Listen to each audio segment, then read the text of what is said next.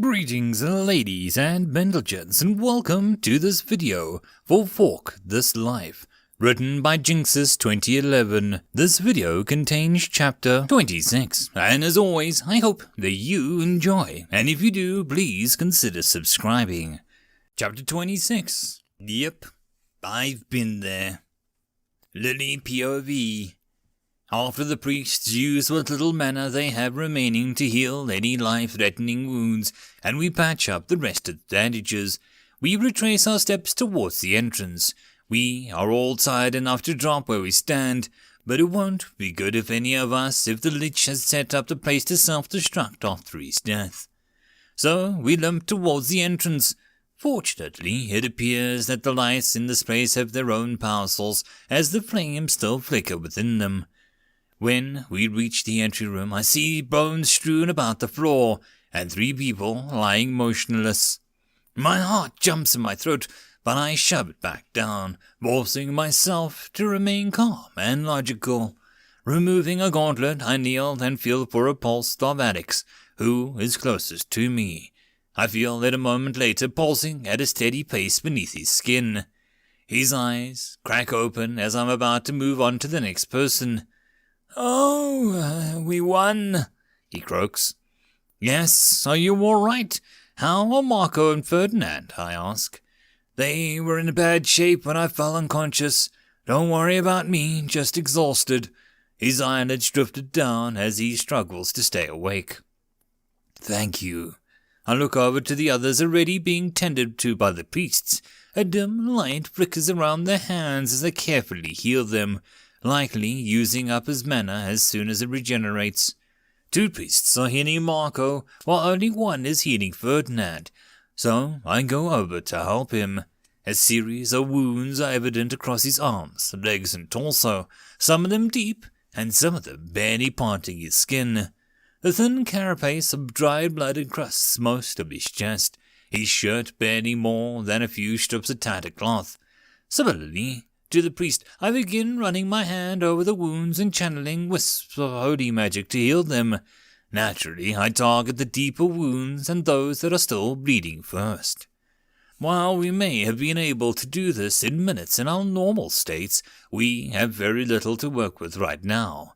It takes us almost 10 minutes to seal up and worrying wounds on his front, and we are just rolling him over to see if there are any wounds on his back, when he lets out a rather high-pitched yelp.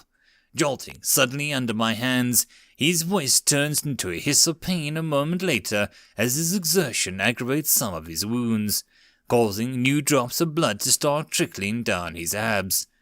"Calm down, Ferdinand. You're safe. It's over," I reassure him. "How are you feeling?" All right, I think. It's just, He trails off slightly. My eyebrows furrow in concern. "Is there something we didn't notice?" "No, my sides are just really sensitive. I think someone poked me there," he groans. "Oops, that may have been me." He twists his head, trying to see behind him, and after a moment he gives up. "Is Marco okay? He used this, I forget what Alex called it." "I'm not dead, thanks to you, yes?" The voice flows across the floor, and Marco, apparently conscious and craning his neck on the ground to try and give a good view. A smile breaks out on Ferdinand's face. "You have Alex to thank for that. I just held the door." Marco begins to smile, too. "What did I say? A simple task." Ferdinand's smile widens. "Yes, simple. All it took was, all 3 of us almost dying, practically child's play." Marco begins to chuckle, and Ferdinand does too. Then they begin to laugh heartily. I frown. At this rate then both of them start coughing blood. That will happen. I sigh, beginning to heal Ferdinand again. When his breathing steadies again, Ferdinand starts to speak, although considerably muted than before. "I'm glad you're alive." "As am I," he trails off. As one of the priests around him checks his pulse, he fainted again, but he should be fine. "So, what now?" Ferdinand asks, now looking at me. Your wounds should be stable, so it's about time we have a rest. We shall construct stretchers to carry you up." He pushes himself into a sitting position, wincing. "You can't get up. Your body is still in bad condition."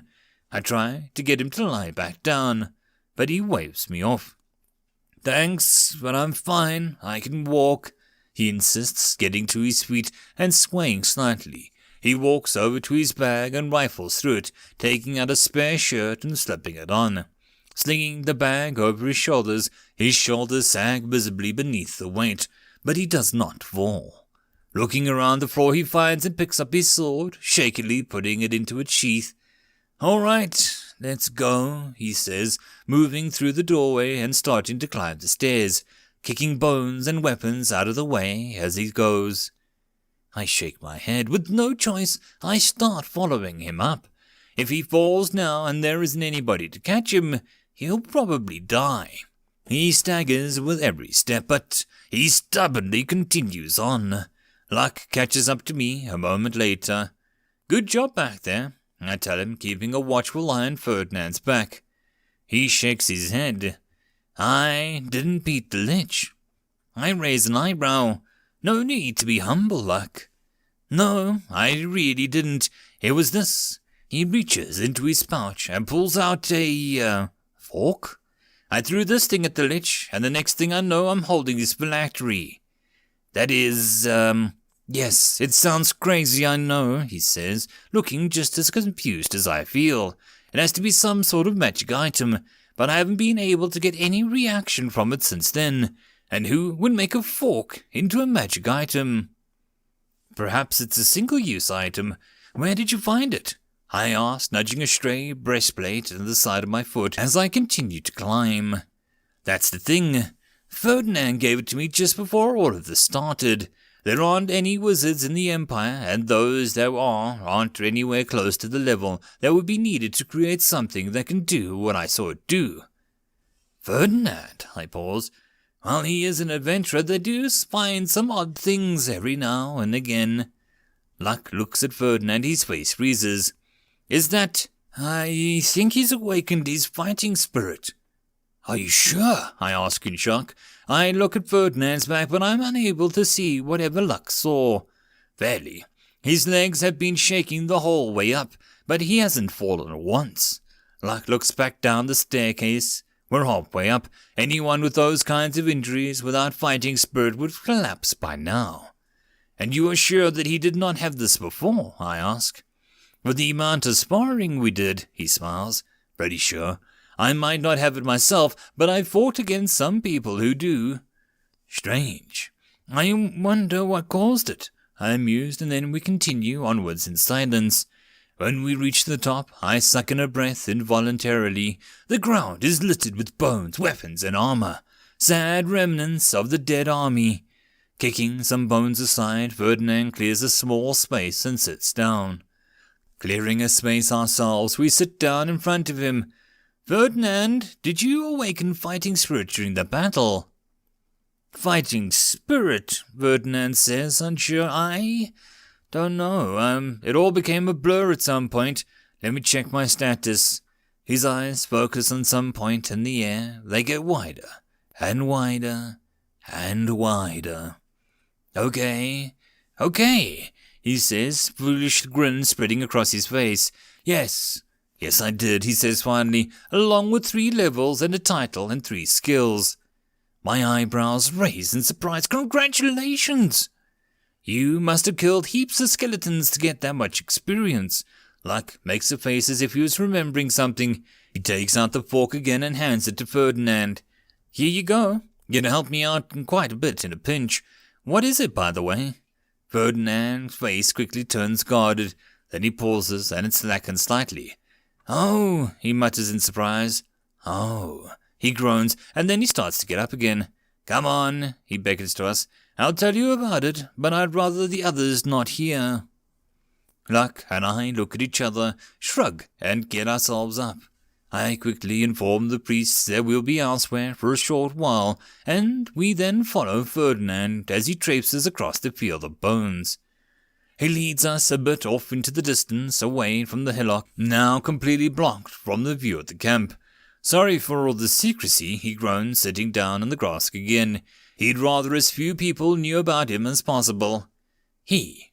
I ask. Who is he talking about? Yeah, he.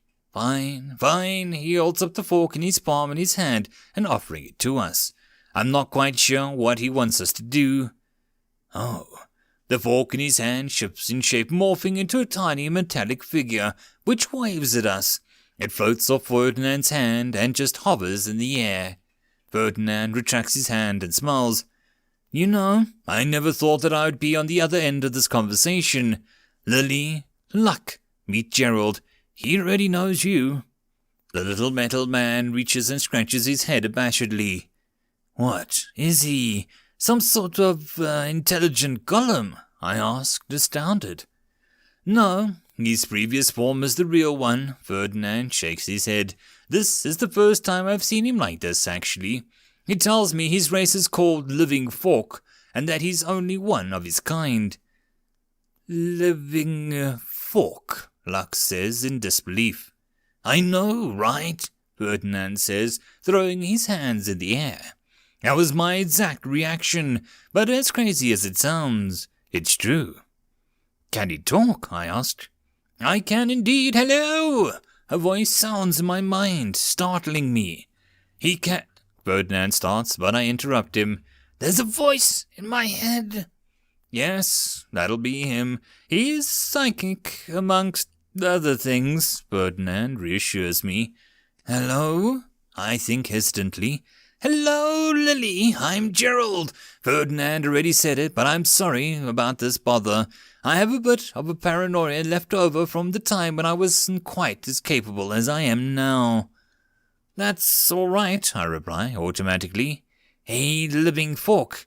Yes, well, it was quite a shock at first, but I've gotten used to it. It's not so bad, as long as I have someone to chat to every now and again.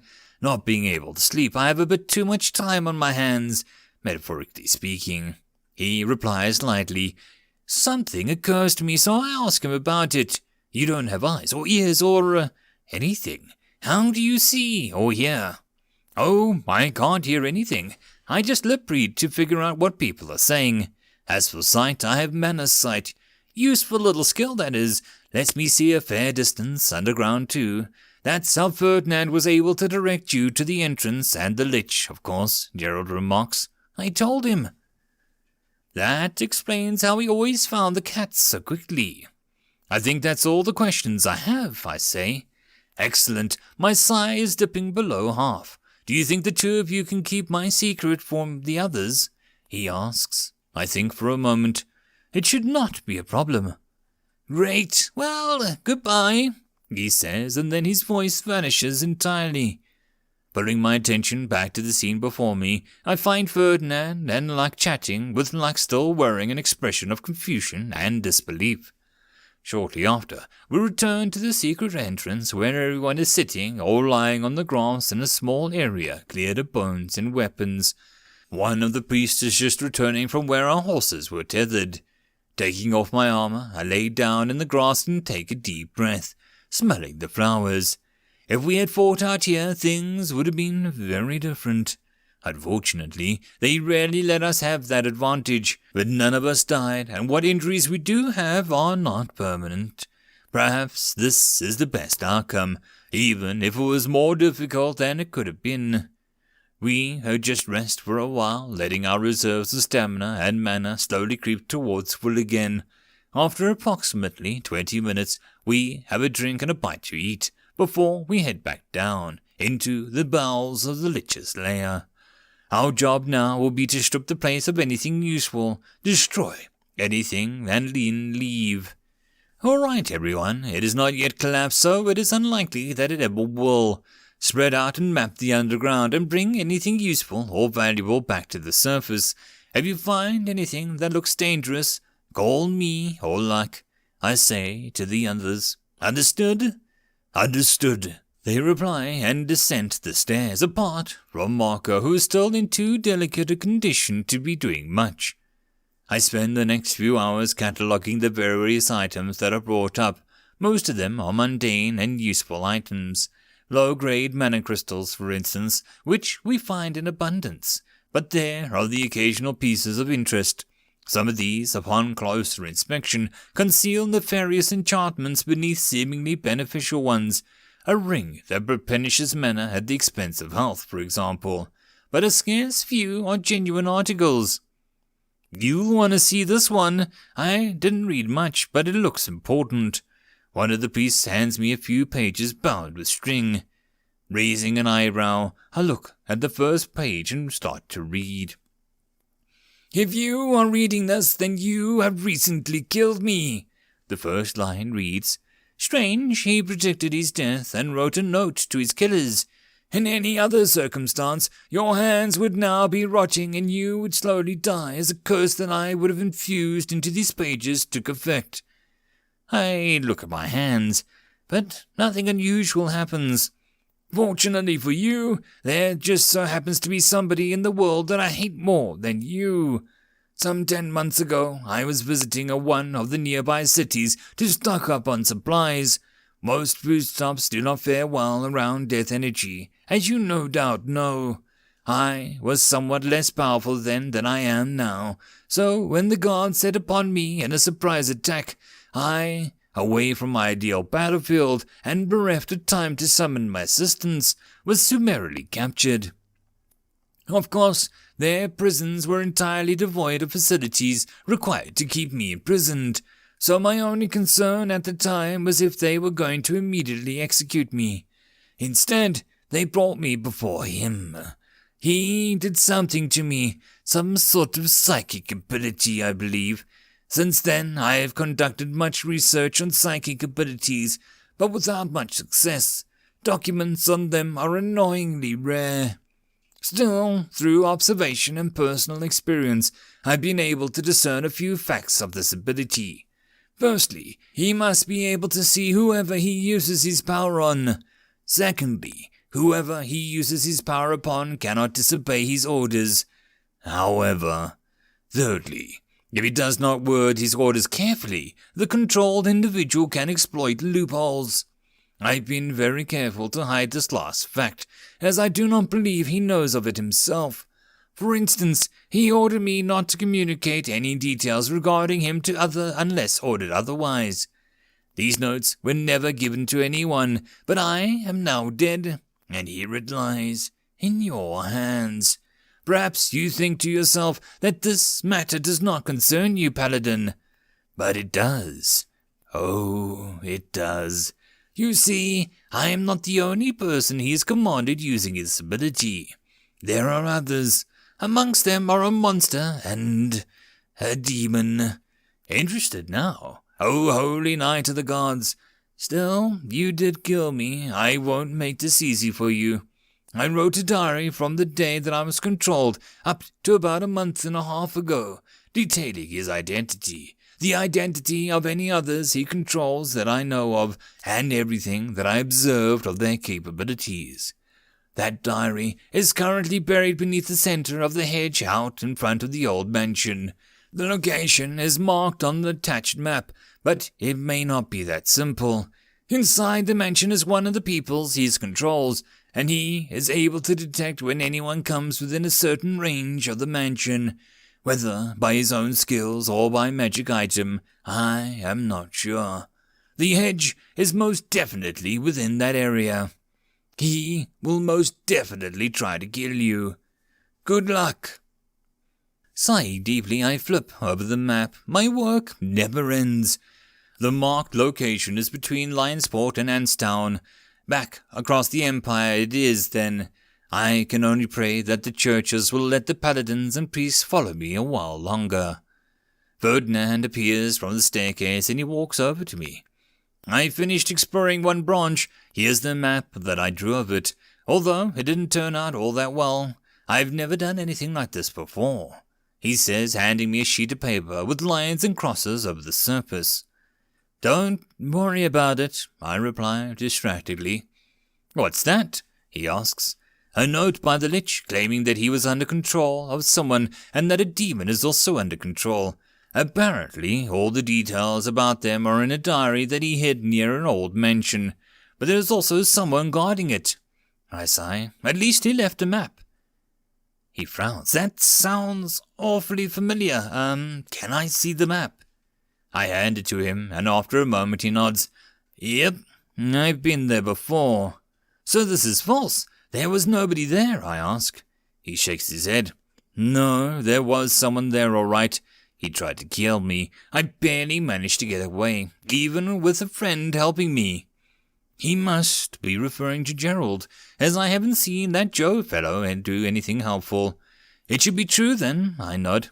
Probably, he says, and then pauses. His eyes light up as if he made a great idea, but he doesn't say anything.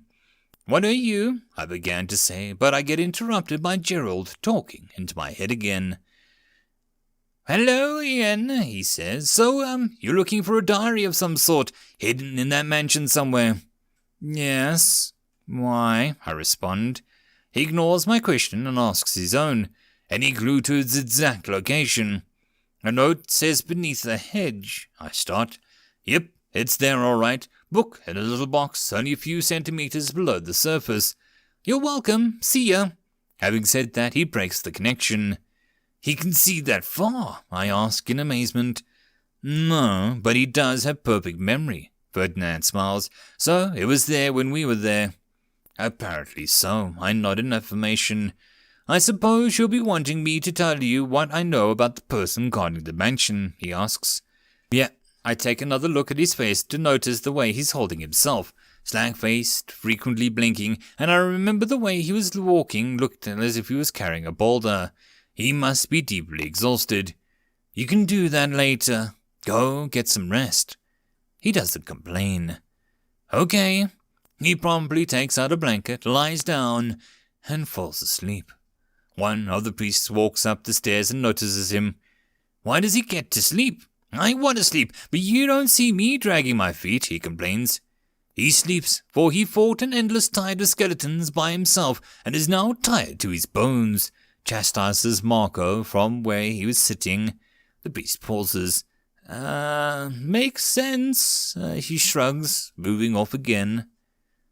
A bit later, I gather everyone around. All right, everyone, we did a good job down there today. We defeated the Lich and made sure that nothing was going to hurt anyone else ever again. I began drawing out some proud smiles. But there is some bad news. The smiles waver. We've chanced upon the evidence of a demon activity in the Empire. Frowns replace smiles, and I hear a few gasps of shock. And we need to go to a place near Lionsport where there may be somebody who will try to kill us. A few more of them grimace. Luckily, I continue brightly, we have someone who just so happens to have fought this person before. Ferdinand, please tell us everything that you know about this person. All right, he steps forward, and everyone focuses their gaze on him. End of chapter.